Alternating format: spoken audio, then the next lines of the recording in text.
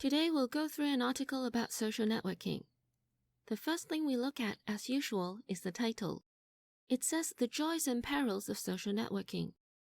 Although you may not know what the word perils mean, from the structure of the title and the usual content of this kind of article, it should be about the positive and negative side of an issue.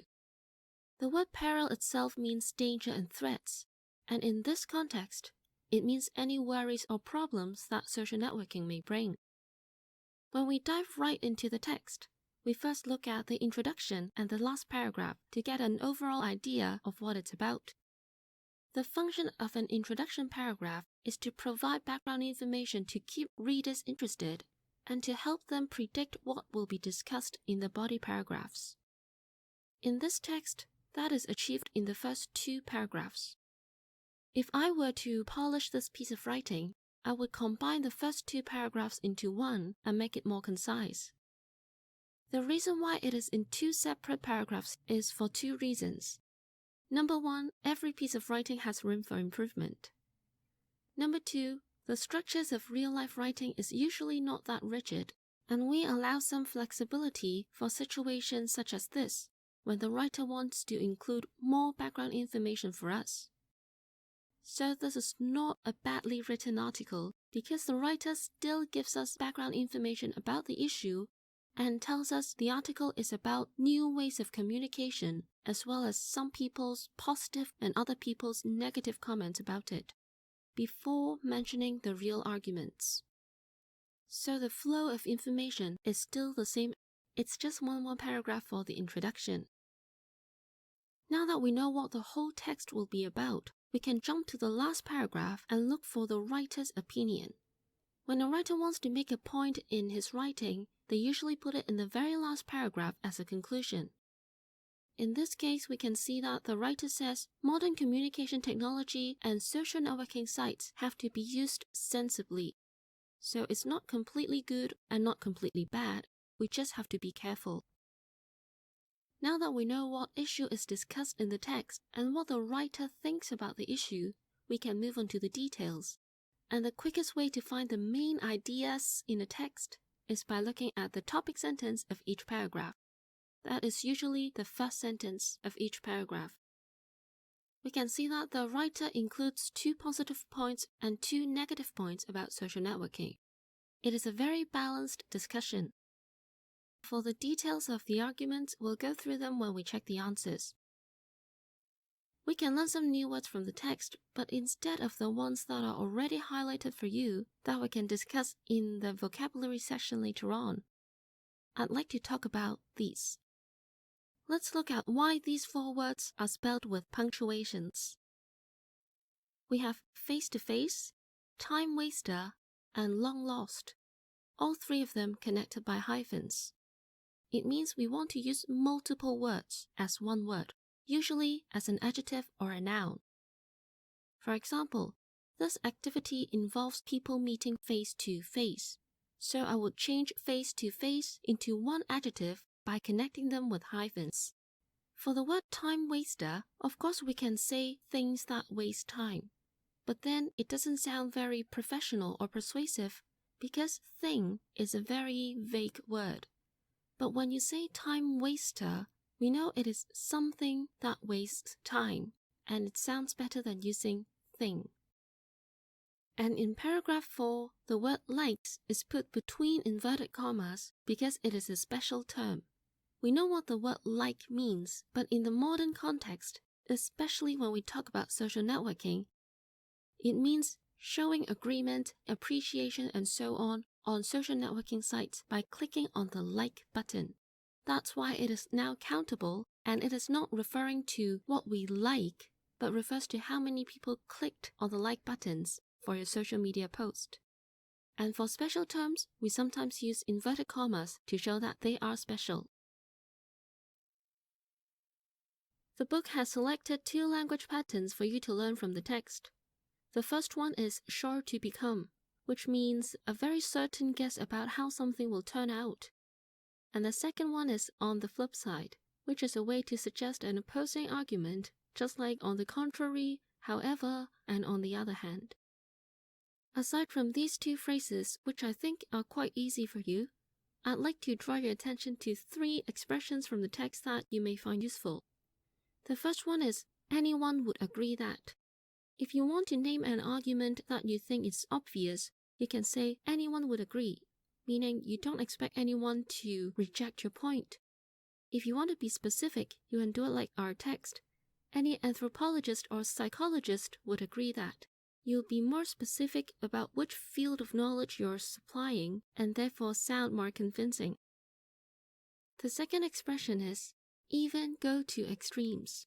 Go to extremes means do crazy things or spend a lot of effort in order to achieve a goal. Instead of saying people would do crazy things, the word extreme implies anything that is beyond our imagination to a great extent, and it is a better term to use than just crazy things. The word even, as we've mentioned before, is an increase in level as well. To say that they would do this, that, and even this. To name this is the last and a greater increase in level in the examples that you're listing. Our last expression is does not have to be. It may look like a very basic structure, but when you use it in an argument, instead of saying this technology is not dangerous, or saying this technology is dangerous because you use it wrongly, you can rephrase it and say this technology does not have to be a danger. The sentence is less direct, less accusing, and therefore more easily accepted by your readers. This expression is usually paired with as long as, to say that it doesn't have to be bad as long as you fulfill this condition, such as long as we remember to keep moderation in all things, technology doesn't have to be a danger. Now let's look at the questions. Like before, I've highlighted where the answers can be found in the text for you, and you can choose to pause the video and check your answers if needed. We'll go through some of the questions very briefly. On this page, question 3. The question is asking for 3 channels, not 3 examples of social networking sites. Therefore, when you're listing the 3 channels, they have to be social networking sites, email, and mobile applications. If you wrote Facebook, Twitter, WhatsApp, and Line, these are just examples of the channels, but they are not a type of channels. As for question 5, a clue to help you find the words that mean the listed phrases would be the parts of speech or the singular or plural forms that they are in. That's why for question 5, part 1, you're looking for the plural form of a word. The answer is channels. As for part 2, you're looking for an adjective, and therefore the answer is critical. On this page, the first tricky part is question 6. Them refers to the video that some teens would take. The teens and the videos both appear in the same sentence, but the answer should be the videos. Also, if you just wrote videos, it's not clear enough, because them refers to this type of videos that the teens take. So if you just wrote videos without of dangerous stunts, your answer is still incomplete. Question 9. If you left out the part no matter where in the world they live, your answer is incomplete. There are 2 reasons why you need the second part of the answer. First of all, families can be in touch because they would have each other's contacts even without social networking sites. So you have to specify it is even when they are far away, they can stay in touch. The second reason is, although you don't have to write complete sentences, try to note down as much information you have about that question as possible. And for question 10, just a bit of extra knowledge for you is, when we refer to former students, we have the singular form and the plural form. One former student, or how our school like to call them old boy, would be an alumnus.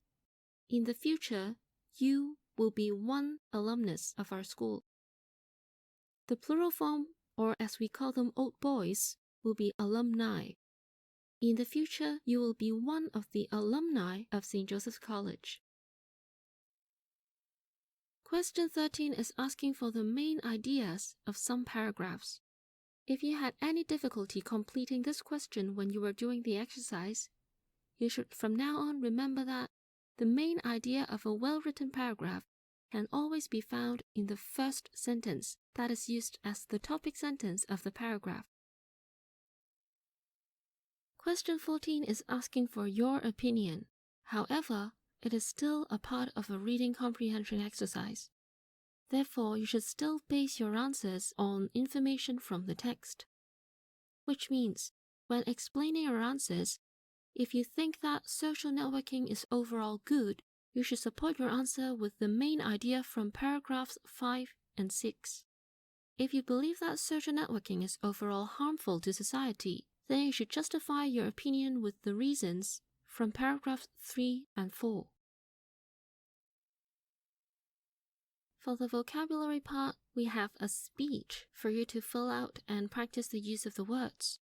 This is a debate speech, as you can see from the greeting how it says, "Dear fellow debaters," and in the end, the speaker wraps it up with "thank you," which is the most traditional ending for a speech. Question 2 says, "a myriad of ways." Myriad means thousands or simply many. So myriad of ways is just an expression to say many or countless ways. For question 4, you can see 10-year is hyphenated because it is used as an adjective to describe the class reunion.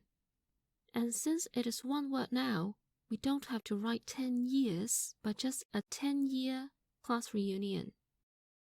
For question 7, you notice that the subject is we, so you must use the plural form misfits.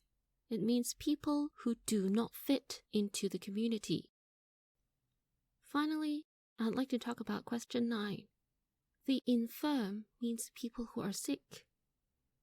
And the reason why we do not have to mention the word people here is, when we say the rich or the poor, the sick or the healthy, we are referring to that particular group of people with that characteristic.